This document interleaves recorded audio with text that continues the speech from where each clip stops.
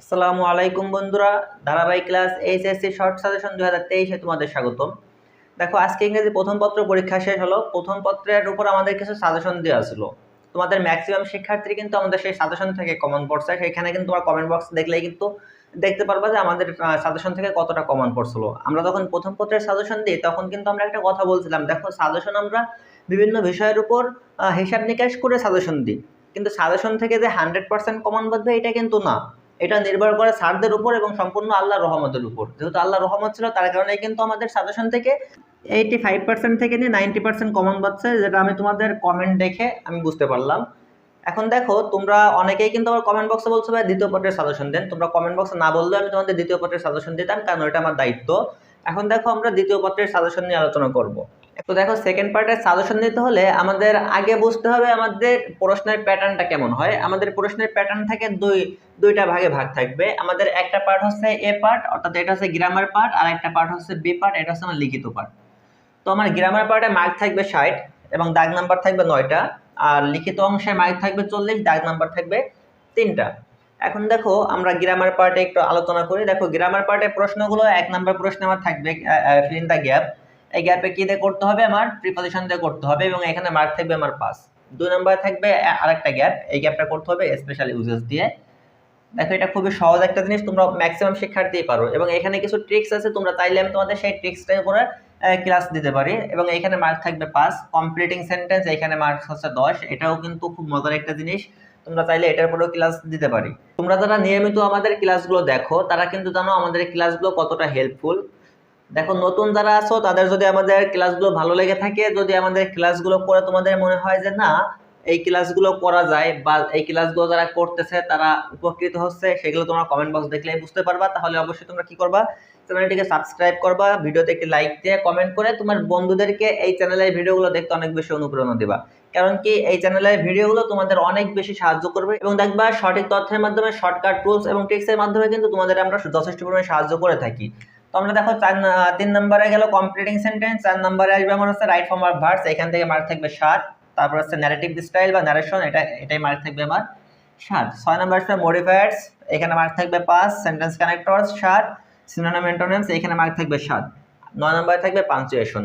এখন দেখো, আমরা এই পার্টটা একটু সাজেশন নিয়ে একটু আলোচনা করি। এখানে তো আমরা প্রশ্নের প্যাটার্নটা বুঝলাম। আমরা এই প্রশ্নের প্যাটার্ন অনুসারে কিভাবে পড়তে হবে, কিভাবে পড়লে আমরা কমন পাবো, সেই জিনিসগুলো একটু আমরা দেখি। আমরা বিগত, দেখো এইখানে যে দাগ নাম্বারগুলো আছে, দেখো 1 নাম্বার, 2 নাম্বার, 3 নাম্বার, এইভাবে যে মার্কগুলো আছে প্রত্যেকটা দাগকে কি করবো? প্রত্যেকটা দাগ থেকে আমরা বিগত 3 বছর, ঠিক আছে, অর্থাৎ 15 সাল বা 16 সাল থেকে, তোমরা 16 সাল থেকে শুরু করতে পারো। 16 সাল থেকে নিয়ে সামনের দিকে আগে আসবা।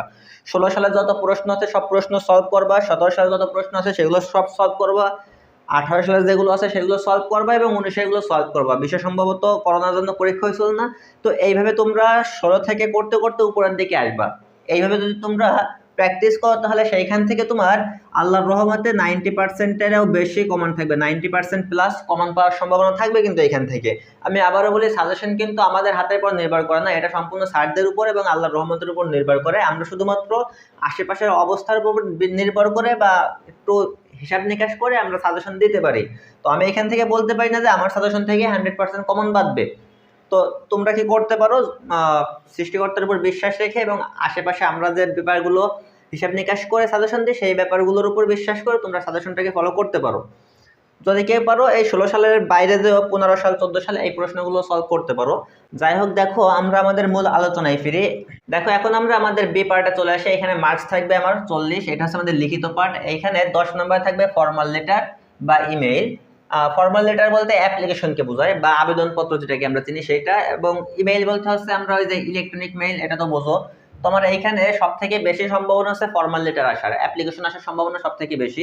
তোমরা অনেকেই প্রশ্ন করে থাকো ভাই অ্যাপ্লিকেশন কত পৃষ্ঠা লিখতে হয়? সর্বোচ্চ চেষ্টা করবে 1 পৃষ্ঠার ভিতরে অ্যাপ্লিকেশন শেষ করার, ঠিক আছে? তো এই সিস্টেমটার জন্য কি করবা, তোমরা যখন অ্যাপ্লিকেশনটাকে লিখবা তখন এই অ্যাপ্লিকেশন যে পেজে লিখবা সেই পেজের মার্জিনটাকে একটু চাপায় লেখার চেষ্টা করবা, একটু ছোট করে মার্জিনটাকে দেওয়ার চেষ্টা করবা। তাহলে কি হবে, তুমি 1 পেজের ভিতর ধরাইতে পারবা।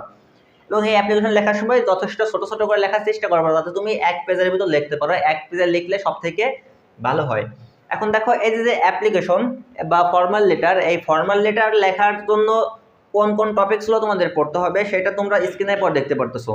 স্ক্রিনের পর যেগুলো দেখতে পারতেছো এইগুলো যদি কেউ খুঁজে না পাও তাহলে অবশ্যই কি করবা, বিগত 3 সালে অর্থাৎ 16 সাল থেকে যে অ্যাপ্লিকেশনগুলো আসছে সেই অ্যাপ্লিকেশনগুলো পড়ে দেওয়া, ইনশাল্লাহ এখান থেকে কমন বাঁধবে। এবং অ্যাপ্লিকেশন কিভাবে লিখতে হয় বা একটা মাত্র অ্যাপ্লিকেশনের সাহায্যে কিভাবে অনেকগুলো অ্যাপ্লিকেশন লেখা যায় আমি তোমাদের তার একটা ফরম্যাট বা প্যাটার্ন দিয়ে দেবো, তোমরা সেই প্যাটার্নটা অনুসরণ করলেও কিন্তু অ্যাপ্লিকেশন কমন না পারলেও ওইখান থেকে তোমরা লিখতে পারবা। তো সে দেখো অ্যাপ্লিকেশনের 10 আছে, আমরা যে ফরম্যাটটা দেবো সেই ফরম্যাট অনুসরণ করলে ইনশাল্লাহ সেখান থেকে 7-8 তোমরা এমনিতেই ইজিলি পেয়ে যাবা।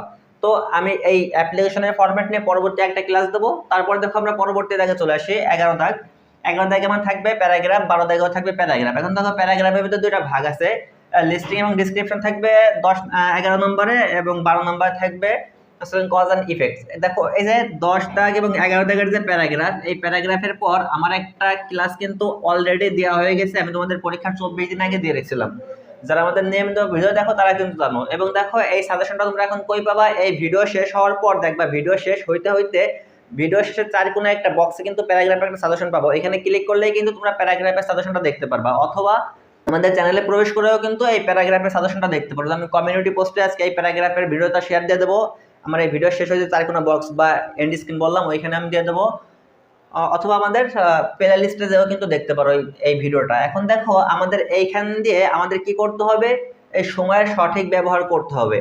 আজকে বিকেলটা তোমাদের হাতে সময় আছে, আজকের বিকেল সময় আছে, কালকের দিন সময় আছে।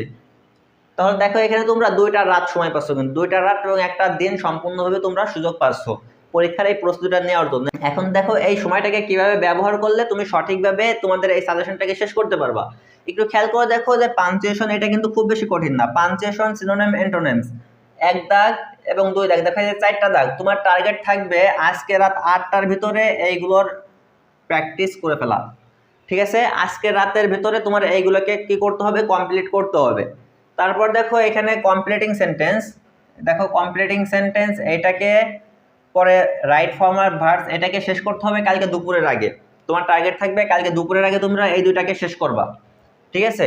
তারপর দেখো ন্যারেশন মডিফায়ার যেগুলো থাকবে এইগুলোকেও তোমরা শেষ করার চেষ্টা করবা, বিকাল 5টা বা 5:30টার ভিতরে শেষ করার চেষ্টা করবা।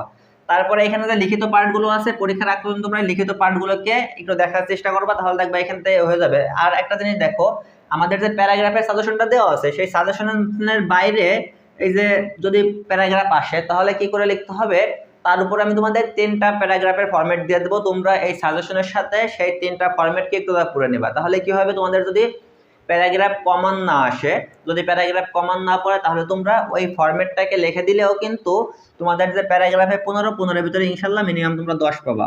তো আমি পরবর্তী আরেকটা ভিডিওতে তোমাদের প্যারাগ্রাফ লেখার ফরম্যাটটা দিয়ে দেবো, আরেকটা ক্লাসে আমি তোমাদের ইমেইল বা এই যে ফর্মাল লেটার লেখার ফরম্যাটটাও তোমাদের দিয়ে দেবো। দেখো আমাদের সাজেশনটা দেখে যদি তোমাদের হেল্পফুল মনে হয় বা যদি মনে হয় যে না এই সাজেশনটাকে ফলো করা যায় তাহলে অবশ্যই তোমরা সাজেশনটাকে ফলো করবা। চ্যানেলে নতুন হলে চ্যানেলটিকে সাবস্ক্রাইব করবা, ভিডিওতে লাইক দিয়ে কমেন্ট করে। যদি মনে হয় যে না ভিডিও আমার কাজে আসবে তাহলে তুমি অবশ্যই তোমার বন্ধুদের মাঝে শেয়ার করবা, যদি তোমার কাজে আসে তাহলে অবশ্যই তোমার বন্ধুরও কাজে আসবে। তুমি যদি কাউকে সাহায্য করো তাহলে অবশ্যই মহান আল্লাহ তাআলা তোমাকেও সাহায্য করবে, তাই ভিডিও শেয়ার করে তোমার বন্ধুদের তুমি সাহায্য করে দাও। আজকের ভিডিও এই পর্যন্তই, দেখা হচ্ছে পরবর্তী ফর্মাল লেটার এবং প্যারাগ্রাফের ফরম্যাট নিয়ে। তত সময় পর্যন্ত ভালো থাকো, সুস্থ থাকো, টাটা বাই বাই, আসসালামু আলাইকুম।